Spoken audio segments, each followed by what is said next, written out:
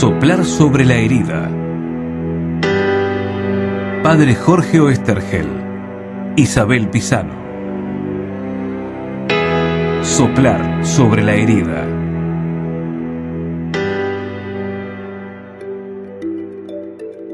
El principio, desde el punto de vista de la doctrina social de la Iglesia, es muy claro y muy difícil de llevar a la práctica a la vez. Todo lo que para alguien es superfluo, o sea que no es necesario, le corresponde por derecho al pobre. Auspicia este programa. Todos los libros en La Cueva, con todas las tarjetas de crédito. Avenida Arias 2354, Castelar. 4489-4164. Y Avenida San Martín 2651, Caseros. 4734-4440. En La Cueva, con todas las tarjetas de crédito.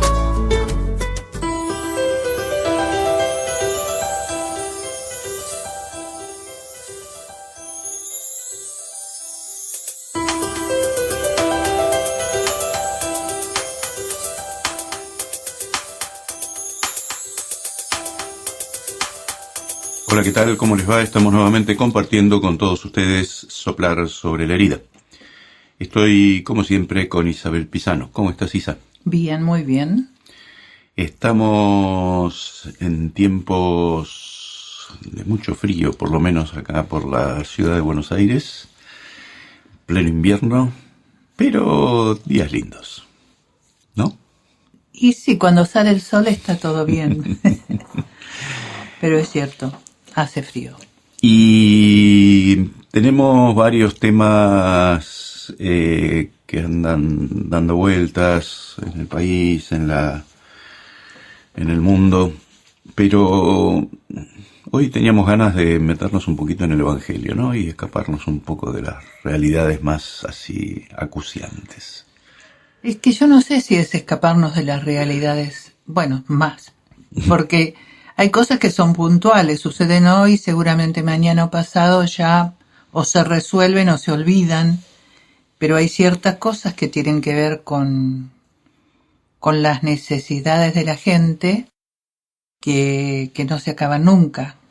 Uh-huh. Y con nuestras necesidades también, porque cada uno sabe qué necesidades tiene que están más allá de lo material. Uh-huh. El Evangelio de la multiplicación de los panes da para mucho. Pensé que lo habitual es que uno lo ubique pensando en sus carencias y en su pobreza, y que siempre tiene algo para dar. Por menos que parezca, uno siempre tiene algo para dar, que eso se multiplica, obviamente, sí sucede, si uno los pone en manos de Dios.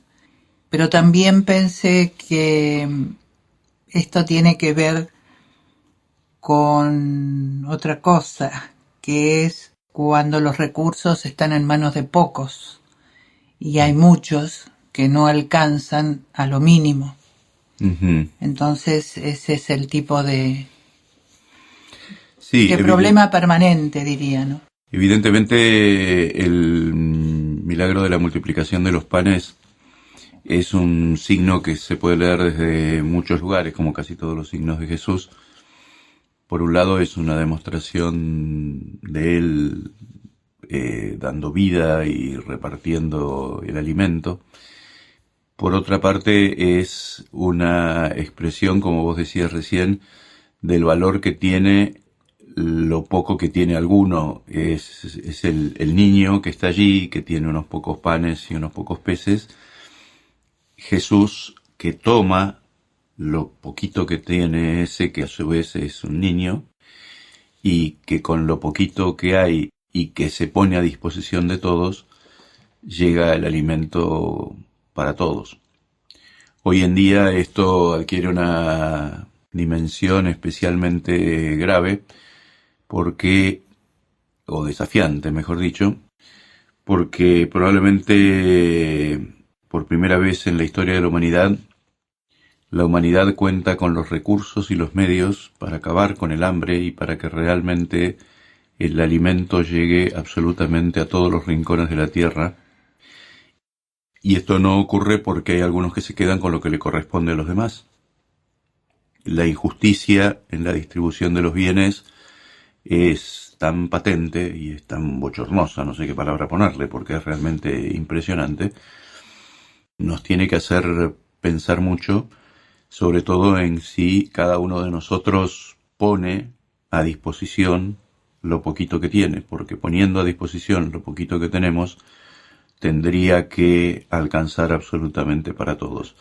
Por supuesto que esto va unido a cuestiones de política y de otra cantidad de cosas, ¿no?, que se nos escapan al común de los mortales, pero es muy importante decirlo y repetirlo. Si hay gente que padece necesidad, es porque hay otros que se quedan con más de lo que necesitan.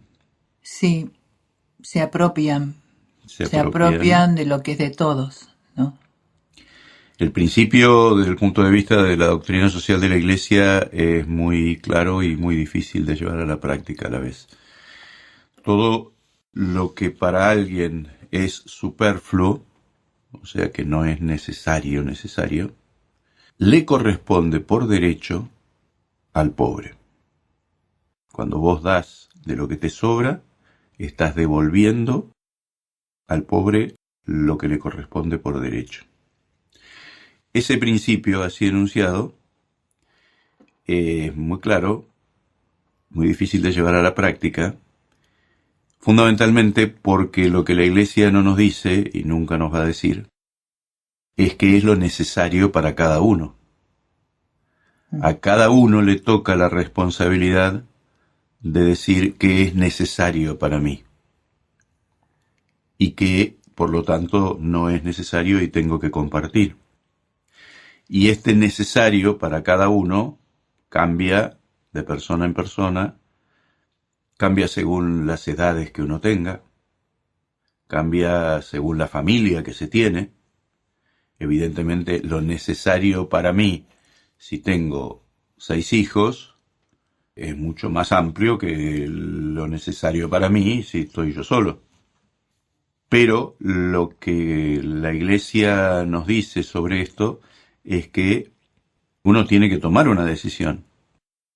Lo hablamos hace algunos programas, que no solamente se puede ser deshonesto en la manera en la que se adquieren los bienes, sino que también se puede ser deshonesto en la manera en la que se gastan los bienes. Yo, si gasto en bienes que no necesito y que son nada más que por capricho, porque me gusta o por lo que fuera, estoy gastando deshonestamente. Ahora, ¿quién hace el juicio de que fulano o mengano lo está haciendo deshonestamente? Y desde afuera no se puede hacer, lo tiene que hacer cada uno. Yo no puedo decidir por otro lo que es necesario para él. Si una persona gasta una fortuna en pinturas al óleo porque es su vocación y le gusta, vos podés decir, bueno, querido, pero con el hambre que hay en el mundo vos estás gastando en pinturas al óleo. Y bueno, pero es que mi vida es pintar.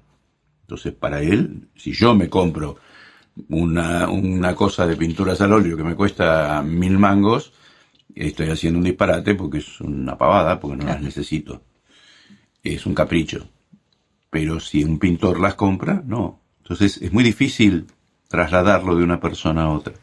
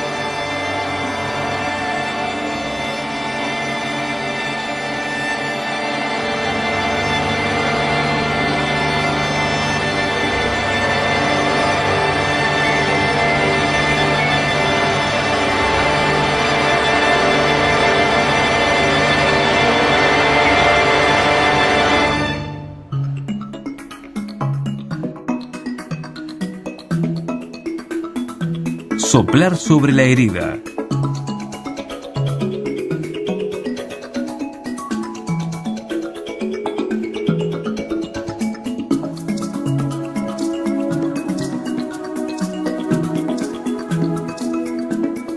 Eso es el tema de la conciencia recta, ¿no? El tema de la conciencia, lo que pasa es que hay que incluir el gasto dentro de las cosas que hay que decidir en conciencia. Mi madre era una persona muy sabia, muy simple, y siempre que yo o mis hermanas pedíamos algo más o menos caro, ella lo relacionaba con lo que ganaba la persona que trabajaba en casa. Y si yo pedía algo, ponele de 300 pesos, ella me decía, pero mirá que fulana en todo el mes gana 600. Con todo lo que hace, gana 600. Y vos querés esto que vale 300. Yo todavía lo tengo muy presente. Cuando yo gasto, pienso en lo que pago a gente que trabaja para mí. Claro. Entonces, ¿con qué criterio yo me gasto determinada cantidad de plata? Si tengo que a la persona que trabaja para mí le pago 2.000 pesos por mes, ¿me gasto muy alegremente 15.000 en un teléfono? Para un poco. Yo creo que esa es la cuenta que hay que hacer.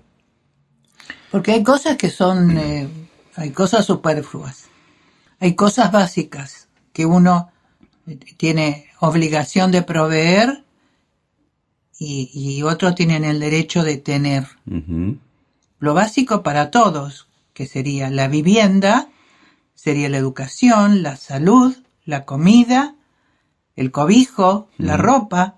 Hay cosas mínimas no, son las cosas que uno necesita para vivir. Exacto. Entonces, si uno puede, tiene cómo, se lo provee. Se lo puede proveer con comodidad, tener una casa linda, tener ropa linda, pero el tema es hasta dónde yo procuro que los demás tengan lo mismo.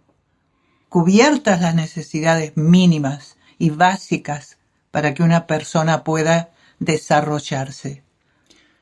Sí, el tema también cambia, te decía recién, según la edad y en los momentos de la vida. Es decir, yo por ahí, ahora, por mi trabajo y por una serie de cosas, puedo necesitar un teléfono de esos caros. De hecho, tengo uno de esos caros. Pero no necesito otro montón de cosas que antes sí necesitaba. Una de las ventajas de los años es que uno va prescindiendo de muchas cosas. Va cambiando según las épocas y según los momentos. Lo que uno tiene que saber es que dentro de lo que tengo que preguntarme está esto. Y de lo que me tiene que importar en la conciencia está esto, de cómo yo gasto y cómo comparto o no las cosas. Porque no se trata de dar de lo que me sobra. Lo que me sobra le corresponde al otro por derecho. Se trata de compartir de lo que tengo y que me vendría muy bien gastarme en mí. Bueno, de eso, ¿qué quiero compartir? Porque si no, no salimos de un asistencialismo tonto. De todas maneras, esto, si lo trasladamos al ámbito internacional y al ámbito de las leyes, es muy delicado porque, por ejemplo, otro de los principios que está en la doctrina social de la Iglesia es que si esto es una cuestión de conciencia, no le corresponde al Estado decidir qué es lo que para mí es necesario. Los regímenes autoritarios que deciden lo necesario para todos es esto, y si te salís de esta línea estás traicionando la revolución, ponele, entonces esos están suprimiendo la conciencia de la gente, pasando por encima de los derechos individuales e imponiendo una justicia que no tiene que ser impuesta, sino que tiene que salir desde el compartir. Tiene que haber leyes justas que aseguren un equitativo reparto de la riqueza. Y que se cumplan. Y bueno, que se cumplan. Pero no podés establecer un mecanismo de control sobre las personas que invada su derecho y su libertad. Claro, porque además es posible, si en los regímenes totalitarios, en los regímenes donde ponen un límite, pero resulta que el límite no lo tienen las grandes empresas ni las personas con mucha riqueza en el mundo. Porque no hay una tabla igual para los pueblos que para los que tienen las grandes riquezas en el mundo. ¿Quién le pone un límite a eso? ¿Quién? Es un problema de conciencia, pero parece que la conciencia en esos niveles no existe. No existe el necesitado, no existen los pueblos pobres, los pueblos sin recursos, no existen. Por eso digo que hay una cuestión muy delicada, que es que tiene que haber una legislación que asegure a nivel mundial, lo que pasa es que a nivel mundial es muy difícil establecer porque no hay una autoridad mundial, pero bueno, tendría que ser, y es una de las cosas por las cuales batalla el Papa Francisco. Pero hay un equilibrio muy muy difícil que es, saquémoslo de lo internacional y pongámoslo en el país, el establecer una legislación justa que asegure la mayor equidad posible y que esa legislación justa no invada los derechos de las personas. Cuando los invade y cuando se establecen mecanismos obligatorios, que es lo que me parece que pasa, por ejemplo, en un país como Venezuela, inmediatamente cae la productividad, aumenta la pobreza y se impide todavía más la convivencia. Vos tenés que encontrar un equilibrio entre leyes que aseguren la justicia y realidades que permitan la libertad de elección de los ciudadanos. Y eso va cambiando según los tiempos y los lugares, pero tiene que ser el objetivo, porque cuando vos reglamentás todo, lo que instaurás es la corrupción. Junto con la reglamentación de todo, vienen todas las trampas, echa la ley, echa la trampa, vienen todas las trampas y viene siempre un mayor enriquecimiento todavía de los que tienen más y un mayor empobrecimiento de los que tienen menos. Porque el que tiene más siempre tiene más elementos para saltearse la ley. Entonces, cuanto más controles hay, más el que tiene más puede saltearse la ley y acumula más. Por ejemplo, los países nórdicos tienen un nivel altísimo de impuestos, después tienen todo gratis, son países socialistas, pero son países socialistas en donde los pueblos han elegido ser de esa manera y en donde hay un control impresionante de cómo se gastan las cosas y todos viven muy... Hay un control impresionante de cómo se gastan las cosas. Es decir, no hay un descontrol, hay un control. Y lo que sí, mencionando esos países que vos decís, que ya hay una educación desde el vamos, claro, que eso va a ser así siempre.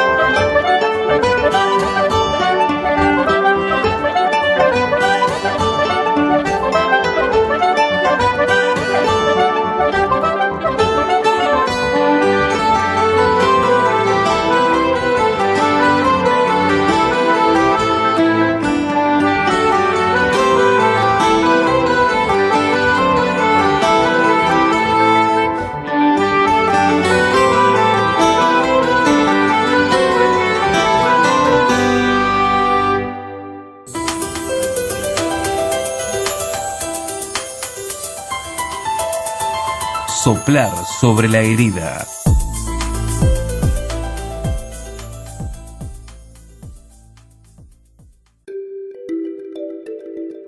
Sí, no, la esperanza la tengo, pero digo, hay cosas que a veces me preocupan porque no sé cómo manejar esta sensación de que, y bueno, nada va a cambiar. Y no es así.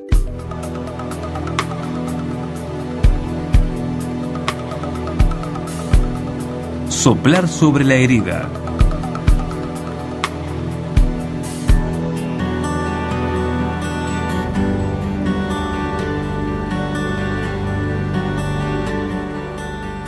Una educación desde el vamos en el respeto de lo común, en el acordarla. Es decir, vos no podés imponer la justicia a las patadas. Vos tenés que lograr desde la educación, desde la formación, que todos entendamos que esto tiene que funcionar de esta manera.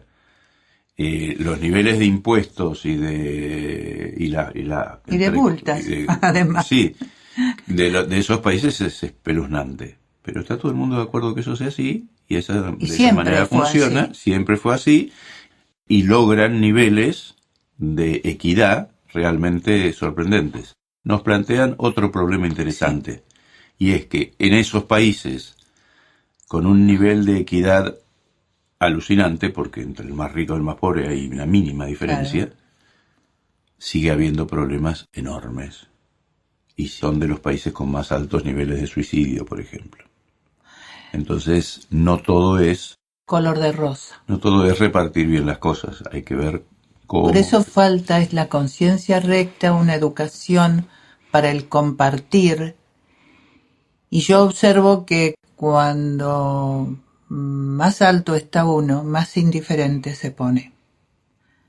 Empieza a no ver las necesidades de los demás. Entonces, no existe el otro, el marginado, el empleado de mi casa, no existe. Me voy a encontrar explicaciones para todo esto, no sé, pero de todos modos es claro, son las alturas, de alguna manera no te permite. Te apunan. Y sí, te adormecen la conciencia de solidaridad.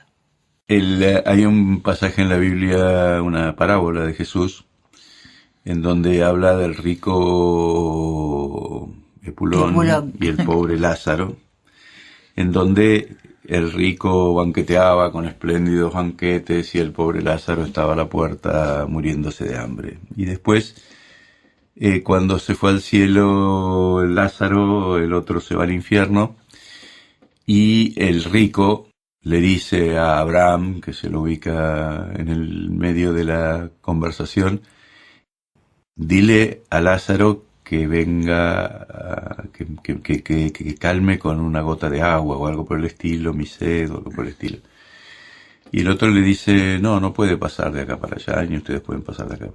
Bueno, entonces que vaya a la casa de mis hermanos para avisarles. Y la respuesta de Abraham es, no, si va a la casa de tus hermanos y les dice, no lo van a escuchar. Y el otro le dice, no, si resucita un muerto lo van a escuchar. Y Abraham le dice, aunque resucite un muerto, no van a escuchar. La parábola no es solamente sobre la pobreza y la riqueza. La parábola es sobre la imposibilidad de escuchar. Y sobre cómo, aunque resucite un muerto, y hace alusión Jesús a lo que va a pasar con él, tampoco escuchan. Es decir, cuando no queremos escuchar, no escuchamos. Y uno se impresiona, pues también tenemos la oportunidad de conocer gente con mucha plata, y vos decís, pero ¿cómo puede ser que no vean lo que tienen en las narices? Es decir, ¿cómo puede ser que no vean las necesidades de sus hermanos, muchas veces de sus hermanos de sangre? Es decir, vos conocés a fulano que tiene una empresa que le va bárbaro y el hermano está en la lona porque le fue mal o por lo que fuera, y el que tiene guita no se le mueve un pelo y dice, qué mala pata que tuvo. No, yo cada tanto lo ayudo, qué sé yo, pero viste, es medio vago. No se da cuenta. No. A mí una de las cosas que realmente me sorprende en la vida es la incapacidad de los ricos para ver a los pobres.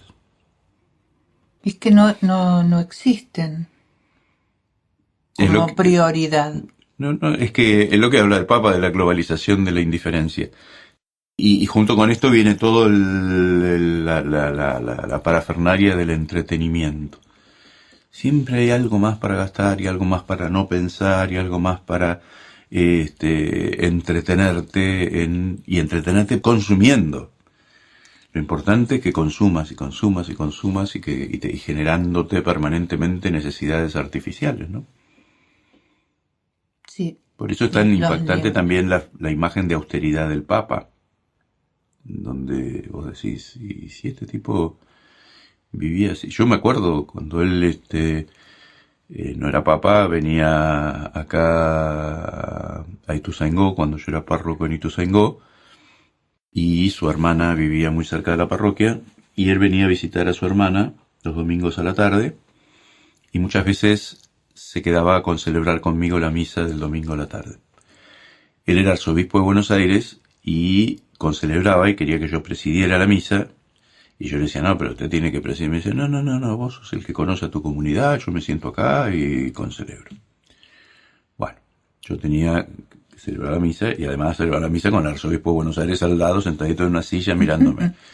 Cuando terminaba todo eso, pero pasó varias veces esto, yo le ofrecía llevarlo a Buenos Aires. Él tenía un viaje en tren bastante largo y un domingo a la tarde el Sarmiento tiene lo suyo, porque el tren Sarmiento vuelve todas las... Bueno, y no había manera, y yo lo acompañaba hasta la estación y él se subía a un tren atestado de gente, y cosa que yo no hacía. Yo iba en mi coche con aire acondicionado, pero él iba en el tren atestado de gente. Jamás en su vida me dijo media palabra de crítica ni hacia mi coche ni hacia mi manera de vivir. Él elige esa manera de vivir, la elegía, y no le fue mal, ¿no? pero eso es lo valioso, que él lo eligiera. Porque si no hubiera otro medio de transporte no tendría ninguna gracia. Pero él lo elegía cada vez. Entonces, este cuidado por mirar qué es lo necesario y elegir un estilo de vida en donde uno no necesite de lo superfluo es muy importante. Vos tenés un texto que parece que sería bueno compartir, ¿no? Del padre Pronsato. Sí. Es cura Pronsato, ¿no? Yo sí. No sé. Este libro tiene tanto tiempo de editado la primera vez que se sigue editando, que es Los Evangelios Molestos. Y realmente, no sé, tiene tantas cosas importantes y miradas distintas sobre los temas. Me da la sensación en este programa que claro, estamos mirando las cosas no positivas. Estamos mirando lo negativo, digamos. Y quisiera llevarme algo positivo, llevarme cosas. La esperanza la tengo, pero digo, hay cosas que a veces me preocupan porque no sé cómo manejar esta sensación de que, y bueno, nada va a cambiar. Y no es así. No, Hay al contrario, cosas todas estas cosas que hay que decirlas tiene que- porque pueden cambiar. Y desde dónde se cambian. Y bueno, uno insiste, se van a cambiar desde la casa, desde la actitud de los padres, porque cuando estás hablando de Bergoglio, no Francisco, sentadito al lado tuyo y vos celebrando y viajando en el tren, a vos nunca te iba a decir nada. Seguramente a sus hermanos, ni a sus sobrinos, ni a nadie. Y él tendría relaciones con dinero, seguramente. Sí, Pero él elegía eso. exacto. Entonces, esta manera de dar ejemplo, entonces uno empieza en la casa y en la consideración que tiene con los más cercanos, Exacto. aún con los que tiene en su familia, como vos decías, que a veces no es necesidad de dinero, ni de habitación, ni de ropa. A veces hay una necesidad enorme de afecto obviamente De lo escucha. saco de las cosas básicas, y de escucha, que no se consideran. Ujú. Entonces, a partir de que yo no te considero, tampoco voy a tener en cuenta a nadie, y menos al tipo que no tiene casa, no tiene comida, no. ¿Qué me importa si no tengo en cuenta a este que tengo al lado?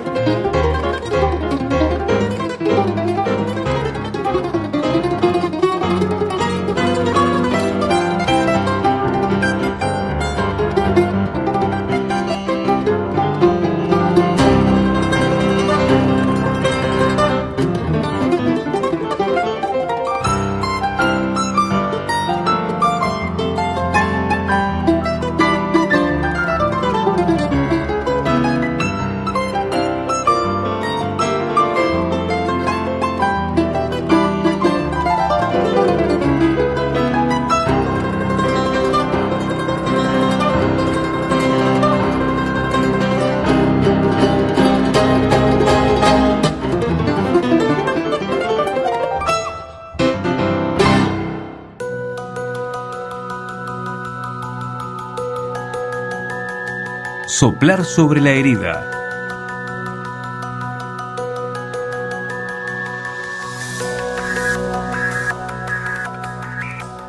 Bueno, pero habías dicho que querías encontrar la parte positiva y te me pusiste menos positiva me puse todavía. mala. A ver, ¿qué dice Pronsato? ¿Cómo se llama el libro? El libro son los Evangelios molestos. Dice, hacernos perdonar el derecho al poseer. Sigue en pie el hecho de que Cristo hizo el milagro. Su palabra llegó hasta el fondo de una talega donde había 5 panes de cebada. Millares de panes adquieren consistencia bajo la fuerza de un mandato de Cristo. Pero tampoco a este milagro hemos de darle una interpretación arbitraria. Y entonces él a su vez transcribe lo que dice Jean Guillet. Al apresurarse a despedir a la turba que ha alimentado y a los enfermos que ha curado, no solo demuestra que se trata de gestos excepcionales, provocados por una urgencia inderogable, y que no pretende concurrir con los médicos o con los panaderos, sino que además les ofrece a los médicos y a los panaderos y a todos los hombres un nuevo significado y una nueva grandeza, la del amor. Al distribuir a la gente panes y peces, cuantos quisieran, Jesús no quiere enseñarle a los panaderos probablemente presentes en la turba que en adelante se podría prescindir de su trabajo, sino más bien que tienen que procurar preparar un pan tan bueno como el que están comiendo y hacer que hasta los más pobres tengan siempre su parte. No condena su oficio. Lo que hace es proclamar su valor y al mismo tiempo fijar las condiciones en las que el cristiano tiene que vivirlo, con la preocupación por todas las bocas que tiene que alimentar, de todas las alegrías que puede proporcionar. Alimentar a los hombres, vestirlos, ayudarles, asegurarles la paz y la justicia, es una gran tarea para el que desea darle un significado a su propio trabajo. Es un deber de humanidad del que dependen efectivamente la supervivencia y el desarrollo de la humanidad en la tierra. Los milagros de Jesús nada le roban a este deber, sino que le dan una fisonomía nueva, su fisonomía propia. Para el cristiano que se acuerda del Evangelio, vestir, alimentar, ayudar a los hombres y defenderlos es un medio para dirigir a los hermanos la mirada de Cristo y prolongar sus gestos. Significa ser conscientes de los peligros que lo amenazan, de la voracidad, de las injusticias. Para el cristiano que se acuerda del Evangelio, vestir, alimentar, ayudar a los hombres y defenderlos es un medio para dirigir a los hermanos la mirada de Cristo y prolongar sus gestos. Significa ser conscientes de los peligros que lo amenazan, de la voracidad, de las injusticias de cuantos están desnudos, sin casa o sin vestido. Significa hacerse accesibles a su dolor. Agricultor, médico u hombre de Estado, el cristiano, sea lo que sea, no tiene derecho por ese único motivo a ninguna superioridad de competencia o de conciencia sobre sus colegas, ni goza de privilegio alguno, como si los demás se les hubieran confiado a un precio inferior. Toda la superioridad, si es lícito emplear esta palabra, tendría que consistir en esta atención a la miseria, en una sensibilidad inmediata a los desórdenes y violencias aceptadas con demasiada pasividad, con una audacia y una confianza en la acción divina que no limita las iniciativas, en una familiaridad con las bienaventuranzas que lo lleva instintivamente a escoger y a preferir a los pequeños, a los abandonados, en un secreto de comunión fraterna que obligue a abrirse a los corazones para encontrarse en torno a él. Bueno, lo dice de manera muy muy linda lo que estábamos diciendo. Creo que sería importante agregar que esta escena de la multiplicación de los panes, que está precedida por Jesús primero curando gente, después Jesús enseñándole a la gente y finalmente Jesús multiplicando los panes, en realidad termina bastante mal la escena. Jesús se tiene que escapar porque dicen, este sí que es el profeta que tenía que venir al mundo. Y Jesús se tiene que escapar porque se da cuenta que lo quieren hacer rey. No entendieron lo que estaba haciendo Jesús. Jesús, como dice el texto que acabamos de escuchar, no estaba compitiendo con los panaderos. Jesús estaba mostrando otra cosa mucho más profunda. No estaba compitiendo con los médicos. No estaba queriendo enseñar más y mejor que los maestros de Israel. Jesús estaba mostrando quién era. Y querer hacerlo rey a él era no entender lo que era. Era quedarse con las ventajas que tenía tener un rey capaz de multiplicar los panes. Nosotros fácilmente podemos decir que brutos estos, como no se dieron cuenta. Pero en realidad esto es lo que hacemos también nosotros. Cuando queremos un Jesús que nos solucione los problemas, un Jesús milagrero, cuando queremos un Jesús que me ayude, cuando queremos un Jesús que me multiplique el pan, y no queremos a Jesús, no queremos la relación con Él, entonces estamos haciendo la misma macana que esta gente. Lo que Jesús quiere es establecer un vínculo con ellos, mostrarles quién es y darse cuenta que lo importante era la relación con Él, no lo que Él les estaba dando. Pero resulta que ellos prefieren quedarse con las ventajas que tiene ser amigos de Jesús y tener a alguien que me cure, alguien que me diga y alguien que me multiplique el pan. Jesús sigue multiplicando el pan, Jesús sigue estando cerca nuestro, pero lo primero que Él busca es ese vínculo con cada uno de nosotros.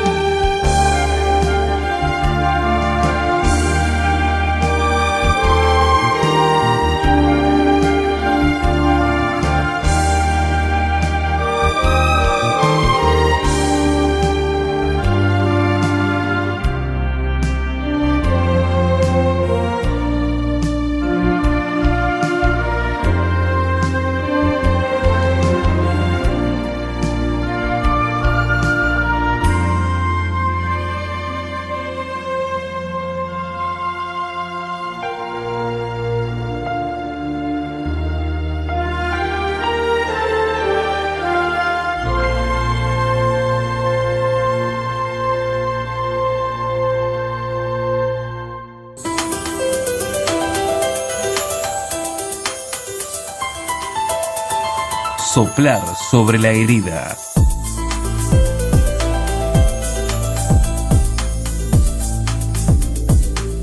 Bueno, estamos terminando otro programa de Soplar sobre la herida. Como siempre, los invitamos a seguirnos de cerca en www.soplarsobrelarherida.com y los invitamos a que se hagan amigos, si están en Facebook, de Soplar sobre la herida. Por mi parte, les agradezco como siempre que nos acompañen y los invito para el próximo programa de Soplar sobre la herida. Soplar sobre la herida. Hacemos soplar sobre la herida Padre Jorge Oesterhel, Isabel Pisano. Edición Enrique Di Masi.